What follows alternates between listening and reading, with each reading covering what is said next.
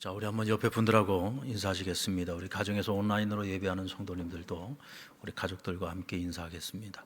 우리 함께 힘내십시다. 우리 조금만 더 힘내십시다. 성기란 목사님의 책 낙하산과 얼굴은 펴지지 않으면 죽는다. 이 책에 보면 골 때리는 사람들이라는 글이 있습니다. 이 세상에서 가장 골치 아픈 사람들은 어떤 사람들일까요?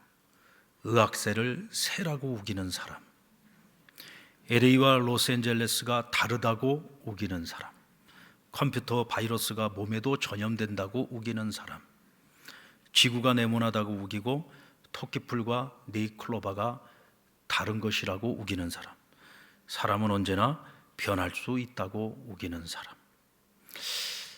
아마 지금 여러분들이 이 얘기 들으면서 나도 저 중에 하나는 해당되는데, 아마 분명 그러신 분들 계실 거예요. 아니, 의학새가 새가 아니라 풀이었어. 혹시 여러분들 지금 깜짝 놀라신 분 계십니까? 네.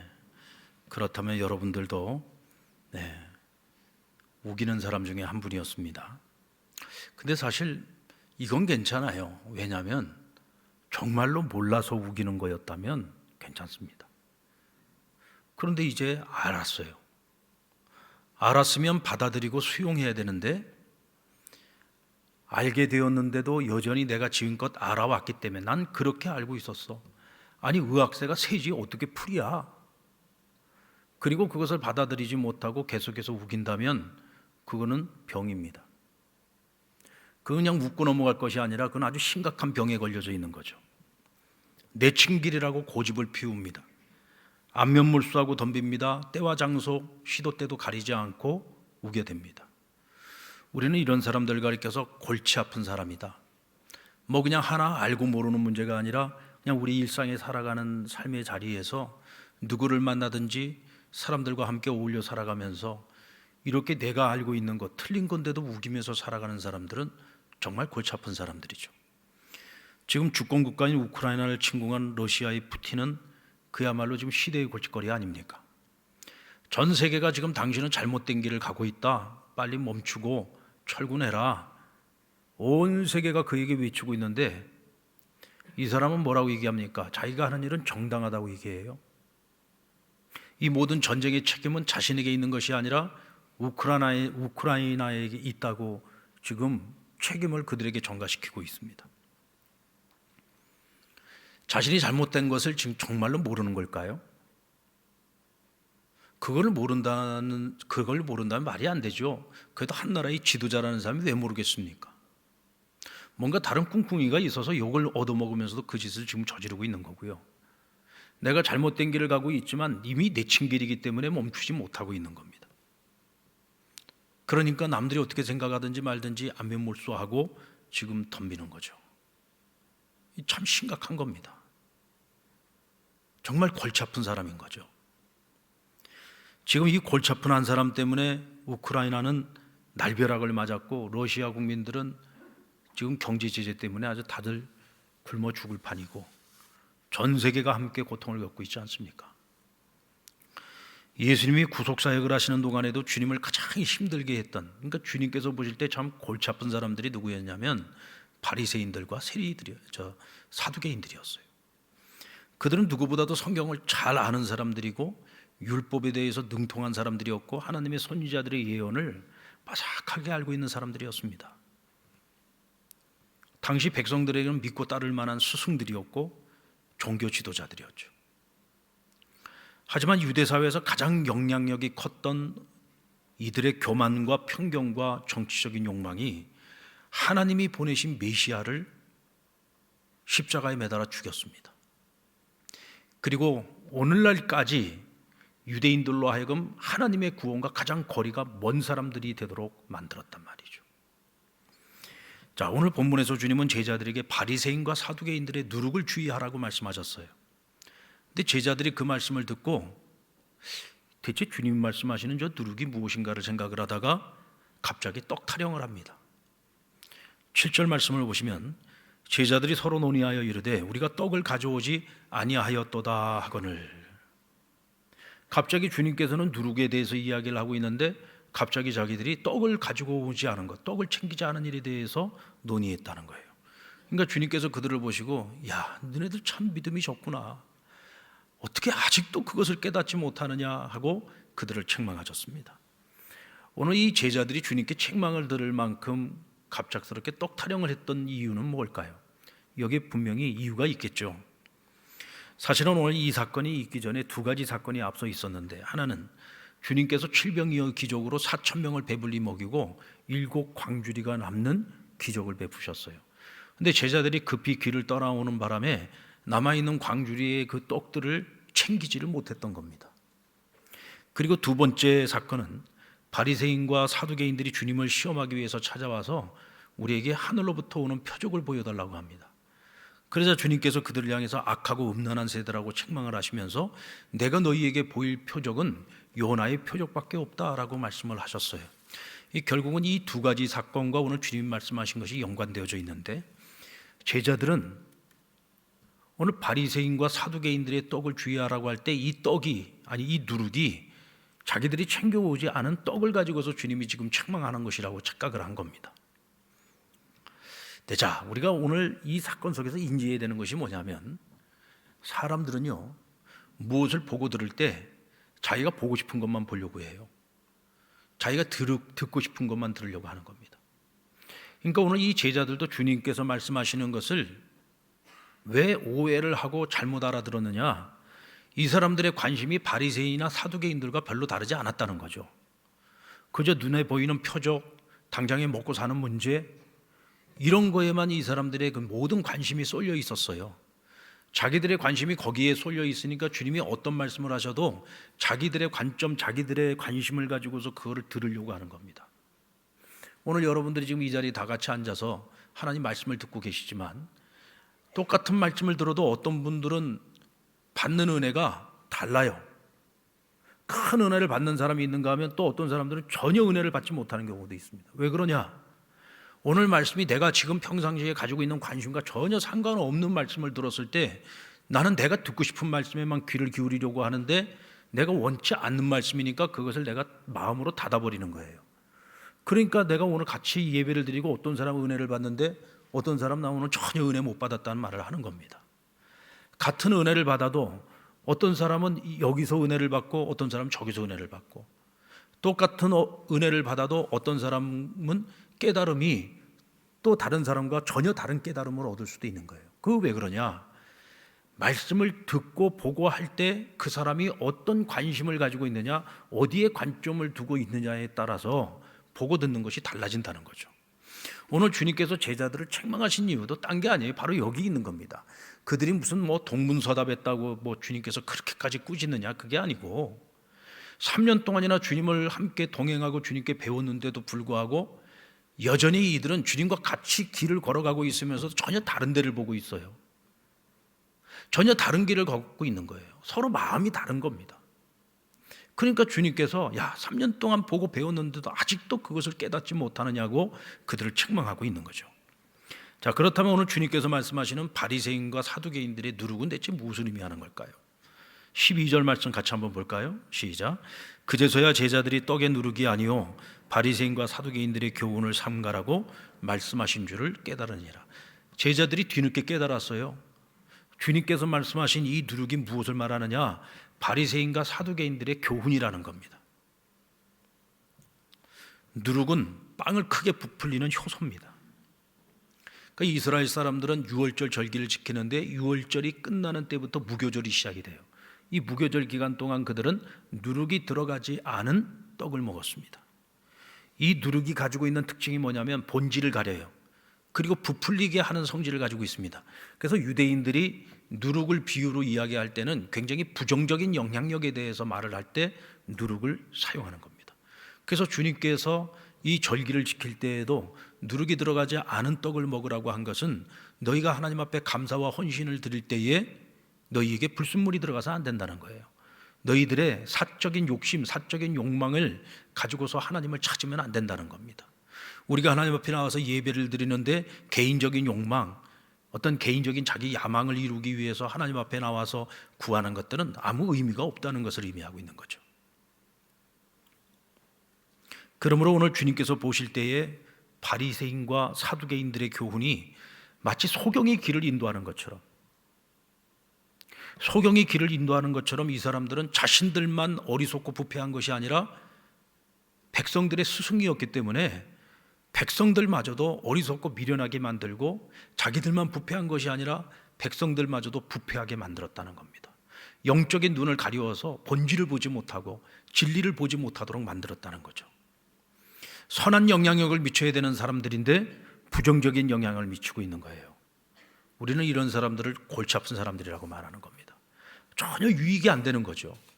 있으나 마나 하고 쓸데없는 사람들이라는 뜻입니다. 그들의 교훈이 미치는 가장 부정적인 영향력은 말씀의 본질을 가리우고 외식적이고 형식적인 신앙 행위만을 강조하고 있는 겁니다. 하나님이 이스라엘에게 주신 율법의 기본 정신이 무엇입니까? 하나님을 사랑하고 이웃을 사랑하는 거예요. 이것이 모든 율법의 기본 정신이고 기초입니다. 그래서 어떤 율법의 말씀들, 어떤 강령도, 어떤 율례나 규례나 법도도 하나님 사랑, 이웃 사랑이라는 이 기본 정신보다 우선할 수가 없어요. 바리새인하고 사두개인들이 예수님께 찾아와서 가장 많이 시비를 걸었던 것 중에 하나가 뭐냐면 안식일에 주님께서 병든 자들을 고치는 일이었습니다. 여러분들 병든 자를 고치는 일은 선한 일이잖아요. 이게 악한 일입니까? 좋은 일이잖아요. 누군가의 불편을 해소해 주는 것이고 누군가의 죽을 수밖에 없는 질병으로부터 그를 해방시켜 주는 것이지 않습니까? 매여 있는 것으로부터 자유케 해주시는 것이고 포로된 것에서 풀어주시는 것이잖아요. 얼마나 선하고 좋은 일입니까? 근데 단지 그것을 안식일 날 했다는 것 때문에 왜 당신은 안식일법을 지키지 않느냐 하고 예수님을 시험하려고 했습니다. 그러자 주님께서 뭐라고 하셨습니까? 내가 안식일 날 선한 일을 한 것을 가지고 하나님께서 그것을 악하다고 하시겠느냐? 하나님이 우리에게 법을 주신 이유가 뭐냐? 하나님 사랑하고 이웃을 사랑하라고 주신 것 아니냐? 그렇다면 안식일 법보다 더 중요한 것은 뭐냐? 내 이웃을 내 몸과 같이 사랑하는 것이고 죽어가는 이웃을 살리는 것이 먼저라는 거죠. 그것이 더 중요한 것이다. 우선순위를 가르치신 겁니다. 여러분, 하나님께서 가장 싫어하고 가장 가증히 여기는 것이 뭐라고 생각하십니까?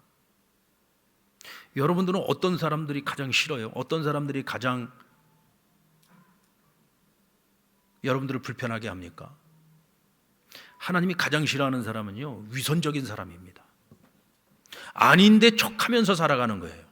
진실하지 않은 사람이 진실한 척하고 살고 정직하지 않은데 정직한 척하면서 살고 정말 하나님 앞에서 온전한 믿음을 가지고 신실하게 살지 않으면서 자기가 굉장히 하나님 앞에서 충성스러운 신앙을 가지고 살아가는 것처럼 척하고 살아가는 것을 하나님이 가장 싫어하십니다. 바리새인들이 이 척하는 외식하는 모습이 어디서 가장 많이 드러났습니까? 예수님 뭐라고 말씀하셨어요? 기도에 대해서 가르칠 때에도 이 바리새인들은 시장에서 다른 사람들이 많이 다 보는 앞에서 큰 소리로 득파를 올리고 기도한다 그랬어요. 마치 그 모습이 자신의 경건함을 표시하는 것처럼, 나타내는 것처럼. 근데 사람들은 그것을 보고 현혹이 되는 거죠. 아, 저런 모습이 하나님을 경외하는 모습이구나. 아니요. 소리를 크게 지르고 소리를 작게 지르고가 중요한 게 아니잖아요. 시장에서 사람들이 보는 앞에서 기도하는 것이 중요합니까? 골방에서 기도하는 것이 중요합니까? 중요한 것은 내가 얼마만큼 하나님 앞에 진실 어린 마음을 갖고 진심 어린 마음으로 하나님 앞에 기도하느냐 안 하느냐, 이게 중요한 거잖아요. 근데 그들의 그런 외식적인 모습, 형식적인 모습, 이것이 백성들의 마음에도 외식적이고 형식적인 종교생활을 하도록 만들었다는 거예요. 본질을 보지 못하는 거죠. 진리를 바로 보지 못하는 것이고 거짓된 신앙에 빠지게 만든 것입니다. 이와 같이 위선적인 잣대를 가지고서 주님을 보니까 주님의 본질을 보지 못하고 오히려 주님을 경계 대상으로 삼고 주님을 죽일 생각만 했던 것입니다. 겉으로는 정의로운 척을 하는데 그 속에 자신의 욕망과 탐욕으로 가득 차 있어요. 어떤 위선으로 그것을 포장하려고 해도 결국 진실은 다 드러나죠. 여러분, 러시아의 푸틴을 생각해 보세요. 이 사람은 자신이 하는 일이 지금 굉장히 정의롭다고 생각을 합니다. 근데 전 세계인들은 다 알고 있습니다. 이 사람이 얼마나 탐욕적이고 자기 욕망으로 똘똘 뭉친 사람인지, 어떤 말로 자기를 합리화시키고 어떤 것으로 자기를 포장을 해도 그 사람의 진실은 다 드러나게 돼 있어요. 사도신경의 내용 중에 우리는 본디오 빌라도에게 주님이 고난을 당하시고 십자가에 달리셨다고 고백을 합니다. 근데 여러분, 엄밀한 의미에서 말하면 예수님이 십자가에 달리신 것이 누구 때문입니까? 바리새인들, 사두개인들이 없는 죄를 뒤집어 씌워가지고 고소한 거잖아요. 사실 빌라도는 예수님이 죄가 없다고 처음서부터 생각하고 있었고 또 그들을 그렇게 설득하려고 애를 썼습니다. 이 사람에게 죄가 없다. 근데 왜 너희는 이 예수를 십자가에 못 박으려고 하느냐? 처음엔 그들을 설득하려고 했습니다. 어떻게 보면은 예수님을 십자가에 매달아 죽인 것은 바리새인과 사두개인들과 유대인들이에요. 근데 왜 우리는 빌라도가 예수님을 죽였다고 고백을 합니까? 그것은 그에게 판결권이 있었기 때문입니다. 예수님을 죽일 수도 있고 살릴 수 있는 판결권, 오늘날로 말하면 판사인 거죠. 법을 집행하는 자인 겁니다. 근데 예수님에게 죄가 없다는 것을 알았으면, 그가 진실된 사람 같으면 당연히 무죄 선언을 해야지 되는데 정치적인 욕망 때문에 죄 없는 예수님에게 죄를 뒤집어 씌워서 사형 언도를 내린 겁니다. 그래 놓고는 물에다가 손을 씻으면서 뭐라고 했어요? 이 사람의 피에 대해서 나는 무죄하다. 이 핏값은 너희에게, 유대인들에게 돌렸습니다. 여러분, 빌라도가 죄 지었어요, 안 지었어요? 판사는 법을 제대로 지켜야 되는 거예요. 판사가 법을 제대로 이행하지 않으면 이 사람은 큰 죄를 짓는 겁니다. 오히려 죄를 지은 그 사람보다도 판결을 잘못한 이 사람의 죄가 더 큰 거죠. 빌라도는 자기 스스로가 자기가 잘못했다는 걸 알아요. 그러면서도 나는 무죄하다고 얘기를 합니다. 여러분, 죄를 지었으면 죄가 있는 거지 어떻게 내가 죄 없다고 한다고 죄가 사라집니까? 죄는 있는 겁니다. 어떤 위선으로 자기의 죄를 포장하려고 해도 죄는 죄인 거예요. 판결권을 가지고 살려야 될 사람을 죽였으면 이것보다 더 큰 죄는 없는 거죠. 그러니까 전 세계 교인들이 기도할 때마다 빌라도가 예수님을 핍박하고 십자가에 못 박아 죽였다고 고백을 하는 겁니다. 여러분, 혹시 우리에게 이런 위선적인 모습이 있지는 않습니까? 진실하지 않으면서 진실한 척하고 정직하지 않으면서 정직한 척하고 정말로 내가 예수를 제대로 믿지 않으면서 굉장히 예수 잘 믿는 것처럼 우리가 혹시 나 스스로의 위선에 나 스스로가 혹시 지금 속고 살고 있지는 않습니까? 그래서 어느 순간부터 위선적으로 살아왔던 나의 모습에 내가 스스로 속아서 내가 진짜로 지금 잘 믿고 있다고 생각을 하고 내가 지금 굉장히 진실하고 정직한 사람이라고 생각을 하고 혹시가 우리가 그런 착각에 빠져 있지는 않은가, 우리 스스로를 한번 점검해 볼 필요가 있습니다. 우리가 이런 위선에서 벗어나지 못하면요, 이런 위선적인 모습 때문에 내 가족이 하나님과 멀어질 수 있어요. 저는 목회하면서 이런 분들 참 많이 봤습니다. 내 아버지 내 어머니가 교회 중직자로 그렇게 열심히 교회를 섬겼지만 나는 내 아버지 내 어머니 교회 섬기는 모습 보면서 신앙생활하는 모습 보면서 하나님 앞에서 위선적인 모습 보면서 저는 그런 하나님 못 믿겠다고. 그래서 신앙생활 안 하고 신앙을 떠나는 그런 자녀들 참 많이 봤습니다. 나의 위선된 신앙이 내 가족, 내가 가장 사랑하는 내 가족으로 하여금 하나님과 멀어지도록 만들 수도 있어요. 어쩌면 그 영향을 지금 내 자녀들이 받고 있을 수도 있는 겁니다. 내 주변에 있는 나와 가장 가까이에 있는 사람들이 나의 그런 위선적인 모습을 보고 하나님을 왜곡되게 생각할 수 있고 하나님을 바로 볼 수 있는 눈을 우리가 영적으로 가려버릴 수도 있는 겁니다. 하나님 보실 때 그런 우리가 얼마나 골치 아픈 사람으로 보이겠습니까? 우리에게 그런 영향을 받고 있는 사람들이 우리를 볼 때 얼마나 우리를 골치 아픈 존재로 여기겠느냐고요. 하나님의 자녀로서 우리가 살아가면서 그렇게 골치 아픈 존재가 되면 되겠습니까? 유익한 존재가 돼야지, 쓸모 있는 사람이 돼야 되지 않겠습니까? 그리고 바리새인과 사두개인들의 누룩은 권력에 대한 집착이었어요. 이들은 종교 권력만 가지고 있었던 것이 아니라 실제적으로는 정치 권력도 가지고 있었던 사람들입니다. 그런데 이들에게 있어서 백성들로부터 추앙을 받고 있는 예수님은 정말 권력의 헤게모니를 잡는 데 있어서는 가장 경계 대상이 1호였던 거죠. 왜? 백성들로부터 추앙을 받고 있었기 때문에. 평상시에 그들의 눈에는 백성들이 별로 중요하지 않은 사람들이었습니다. 오로지 자신들의 그 권력을 탐하는 사람들이었기 때문에 별로 이게 중요하지 않아요. 힘없는 백성들이 무슨 뭐 이렇게 대단한 힘이 있었겠습니까? 그러나 이 백성들이 똘똘 뭉쳐서 지지하고 있는 사람은 정치적으로 봤을 때에는 굉장히 위험한 존재였던 거죠. 그러니까 항상 이 사람들은 예수님의 본질, 예수가 누구인가라고 하는 것보다도 자신들의 헤게모니 싸움에서 권력의 어떻게 보면 경쟁 대상이라고 생각을 했으니까 예수님은 반드시 죽여야 되는 존재였던 겁니다. 권력에 대한 집착이 본질을 보지 못하게 한 거죠. 근데 여러분, 제자들이라고 달랐을까요? 주님과 함께 한 공동체를 이루고 같은 길을 걸었는데 그들은 주님과 전혀 다른 생각을 가지고 있었습니다. 주님께서는 인류를 위한 죄를 대속하는 대속제물로서의 십자가의 길을 걸어가고 계셨어요. 그러나 제자들은 주님께서 하나님이 주신 권능을 가지고 과거의 다윗 왕국과 같은 새로운 왕국을 건설하고 자기들은 주님을 따랐으니 주님의 좌우편에서 권력의 핵심 역할을 하게 되지 않을까, 그런 헛된 꿈과 기대를 가지고 있었던 거죠. 이게 정말 웃기는 거 아닙니까, 여러분? 가질 수도 없는 권력이고 실제로 있지도 않은 권력인데 그것을 가지고 자기네들끼리 서로 다투지 않았습니까? 그러니까 주님께서 보실 때에는 바리새인 사두개인들이나 오늘 이 제자들이나 하나도 다를 것이 없는 거예요. 단지 주님과 지금 함께 길은 걸어가고 있지만 전혀 다른 생각으로 머릿속에 똘똘 뭉쳐져 있어요. 전혀 다른 생각을 가지고 전혀 다른 길을 걸어가고 있는 거죠.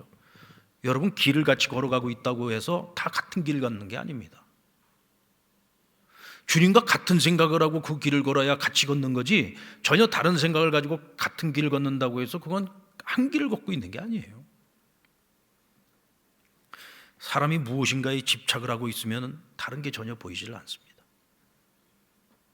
제자들을 어리석게 만든 것도 결국은 이 집착입니다.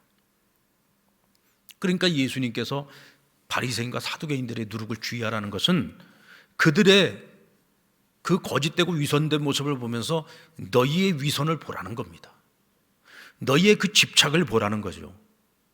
그 집착이 권력에 대한 집착이든 물질에 대한 집착이든 혹은 그것이 인기나 명예나 혹은 세상의 즐거움이나 낙이나 이런 세상에 속한 것들에 대한 집착, 너희가 이 집착을 버리지 않는 한 너희가 본질을 보지 못한다.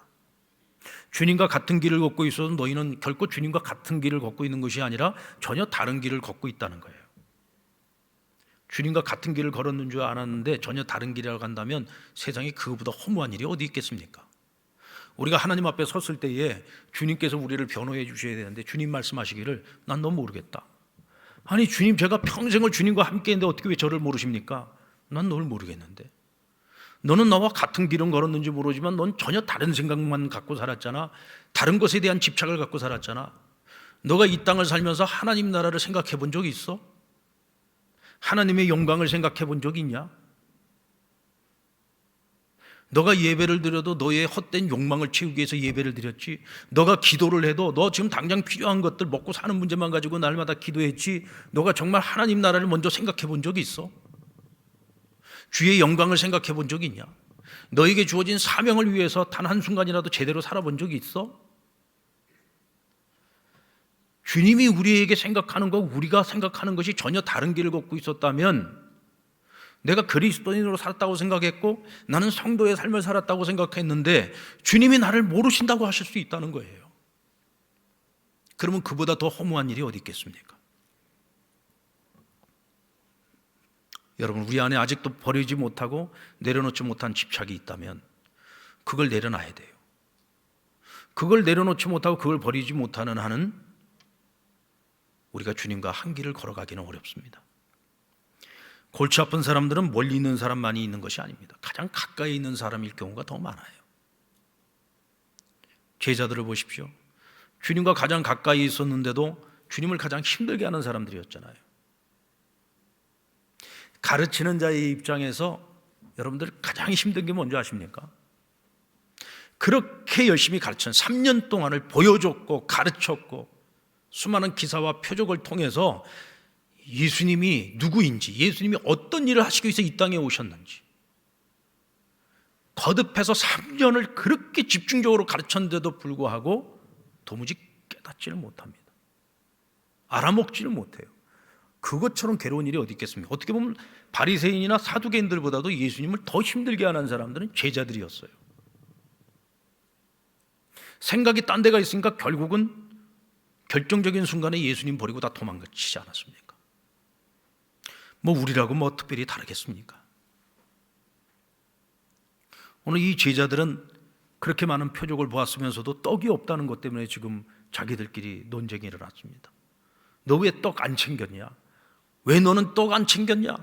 그리고 떡 안 챙겨가지고 서로 책임 회피하면서 서로 간에 다투고 있었던 거죠. 그러니까 참 주님 보실 때 얼마나 기가 막히겠습니까? 오죽하면은 야, 너희 지금 떡이 없다고 지금 너희들끼리 지금 다투고 있는 거냐? 너희들이 지금 다투고 있는 그 떡을 누가 만들었니? 오병이어 가지고 5,000명을 먹이고도 12강주리가 남는 그 기적을 누가 행했니? 7병이어를 가지고 4,000명을 먹이고도 7강주리가 넘는 그 기적을 누가 했니? 내가 한 거잖아. 왜 지금 너희는 떡이 없다고 싸우고 있는 거야? 내가 너희와 함께하고 있잖아. 생명의 떡인 내가 너희와 함께하고 있잖아. 무에서 유를 창조할 수 있는 자가 누구냐? 지금 내가 너희와 함께하고 있는데 너희는 왜 맨날 먹고 사는 문제만 가지고 싸우고 다투느냐? 왜 헛된 것들을 가지고서 날마다 싸우고 다투고 있느냐는 거죠. 아직도 깨닫지 못하느냐 하는 오늘 이 주님의 이 책망이 참 우리를 씁쓸하게 만듭니다. 왜냐하면 오늘 이 책망이 과연 그들만을 향한 책망일까요? 너 신앙생활을 수십 년을 해왔으면서도 아직도 너는 깨닫지 못하니? 오늘 주님께서 그렇게 탄식하시며 우리에게 책망하신다면 여러분 과연 나는 떳떳하게 말할 수 있습니까? 여러분들 신앙의 결과라는 건 뭘까요? 우리가 평생을 신앙생활을 하면서 살아가는데 우리가 평생 신앙생활의 마지막 결론은 어떻게 나야 됩니까? 하나님 제게 표적을 보여주세요. 기적을 보여주세요. 나 그럼 예수 잘 믿을게요. 여러분 오늘 바리새인 사두개인들이 주님께 찾아와서 구했던 것은 표적이었습니다. 근데 정말로 표적을 보여주면 믿을 사람들 같았으면 이 사람들 벌써 예수 믿었을 거예요. 이미 얼마나 많은 것을 봤습니까? 그런데 이 사람들은 절대로 본다고 믿을 사람들이 아니에요. 그러니까 지금도 계속 표적만 구하고 있는 겁니다. 이스라엘 백성들은 애굽에서 나올 때부터 하나님이 얼마나 많은 기적을 보여주셨어요. 10가지 재앙만 가지고도 이 사람들은 평생에 하나님이 보여주시는 그 기적의 사건들을 이야기하면서 살아갈 수 있는 사람들이에요. 근데 그뿐만이 아니잖아요. 광야 40년 동안 만나와 메추라기를 매일같이 먹이시고 구름기둥 불기둥으로 날마다 함께하고 계심과 동행하시고 인도하심을 보여주셨잖아요. 물이 없다고 원망하면 물을 내어주시고 적들로부터 보호해 주시고 또 가나안 땅 들어가서 가나안 정복 전쟁을 치르는 내내 하나님의 기사와 표적을 보여주지 않았습니까? 나중에는 그들에게는 기적이 상식이 되어버렸어요. 기적이 상식이 되니까 이제는 기적이 특별한 일이 아니라 상식적인 일이야. 그러니까 하나님 살아계신 것을 보면서도 하나님을 못 믿고 불평하고 원망하고 불순종하는 삶을 살았던 거죠. 하나님 기적을 보여주세요. 내가 그러면 예수 잘 믿을게요. 여러분 우리의 삶은 이미 기적이에요. 나 같은 사람이 예수 믿게 된 거 기적 아닙니까? 우리가 남들보다 더 똑똑해서 예수 믿는 거 아니잖아요. 우리가 남들보다 더 거룩하고 의로운 삶을 살아서 예수 믿는 거 아니잖아요. 나 같은 죄인이 예수님을 믿고 구원받고 하나님의 자녀가 되어 살아가고 있는 이 자체가 기적이요. 내가 예수 믿고 지금까지 살아오면서 얼마나 많은 표적들을 하나님 우리에게 보여주셨어요. 그냥 나 자신이 기적이고 표적인 거예요. 그런데도 아직도 기적을 요구합니까? 아직도 표적을 요구해요? 내가 기적을 요구하고 표적을 요구한다면 우리는 어떤 것을 보여줘도 못 믿을 사람들이고 안 믿을 사람들이라는 뜻이기도 한 겁니다. 우리가 이만큼 신앙생활 했으면 이제 우리는 한 가지 결론만 내리면 됩니다. 주님 한 분이면 족합니다. 내가 인생을 살아오면서 주님과 함께 동행하면서 내가 믿음 생활하면서 제가 내린 결론은 이것 한 가지입니다. 주님 한 분이면 족합니다. 많은 거 가져봐야 다 소용없더라고요. 많은 것들을 누려봐야 소용없더라고요. 주님 한 분이면 족합니다. 오늘 우리의 입술에 우리의 마음과 심령 가운데 이게 진정한 고백이 돼야 되는 거예요. 그런데 우리는 아직도 이거 하나만으로 만족이 안 되잖아요. 여러분, 밭의 감추인 보배를 발견했던 농부가 어떻게 했어요? 그 밭을 사기 위해서 자기가 가진 모든 걸 다 팔고 빚을 내서 그 밭을 삽니다. 왜 그 밭을 샀습니까? 그 밭이 무슨 땅이 좋아서 30배, 60배, 100배 열매를 결실할 수 있는 좋은 땅이라서 그 땅을 산 거예요? 아니죠. 그 땅에 무엇이 있었어요? 거기 보화가 감춰져 있었어요. 이 땅의 가치를 안 겁니다. 이 땅은 그냥 땅이 아닌 거예요. 내 모든 걸 다 갖다 바치고 바꾸더라도 살만한 가치가 있는 그런 땅인 것을 발견을 한 거죠. 예수 한 분이면 족하다라고 하는 것을, 그 가치를 깨닫는 자가 진정 그리스도인인 겁니다. 그저 내가 예수 믿어서 어떤 내가 원하는 세상의 것들을 얻기 위해서 예수 믿는 거라면 내가 지금 믿음의 길을 걷고 있는 것처럼 보이지만 아니, 이건 욕망의 길을 걷고 있는 거예요. 나 주님 한 분이면 족합니다. 이 믿음을 가지고 살아갈 때 우리는 바리새인의 누룩, 사두개인의 누룩을 걱정할 필요가 없어요. 내 안에 어떤 누룩이 나를 시험에 들게 한다 할지라도 나 주님 한 분이면 만족합니다라고 하는 이 믿음만 우리가 확실하게 가질 수 있으면 우리가 얼마든지 그것을 이겨낼 수 있고 극복할 수 있습니다. 가장 좋은 건 우리 안에 있는 누룩을 제거하는 거죠. 어떤 누룩을 제거해야 됩니까? 위선의 누룩을 제거해야 됩니다. 하나님 앞에 온전하게 진실되게 살아가지 못하는 모습들이 있다면 누구보다도 우리 자신이 잘 알지 않습니까? 저도 그렇고 여러분도 그렇고 누구보다도 우리 자신이 잘 알잖아요. 내가 하나님 아버지 앞에서 진실하지 못했다, 정직하지 못했다는 것. 그렇다면 이제는 그런 나의 위선적인 모습들을 마땅히 버려야죠. 아직도 내가 집착하고 있는 것들이 있습니까? 주님 말고 다른 거에 내가 지금 집착하고 있는 것들이 있다면 그 또한 내려놓으셔야 됩니다. 그것이 편안함입니까? 그럼 편안함이라고 하는 그 집착도 내려놔야죠. 눈에 보기에 좋은 것들에 대한 집착입니까? 그거 내려놔야죠. 세상의 즐거움입니까? 그럼 내려놔야죠. 우린 그것을 내려놓을 수 있을 때 그리스도인으로서 이 세상을 살아가면서 골치 아픈 사람이 아니라 유익한 존재로 살아갈 수 있는 겁니다. 하나님께 근심거리가 아니라 하나님을 기쁘시게 하는 자가 될 수 있고요. 내 가족에게도 선한 영향력을 미치고 우리 이웃들에게도 선한 영향력을 미치고 하나님 나라에도 유익한 존재로 살아갈 수 있는 것입니다.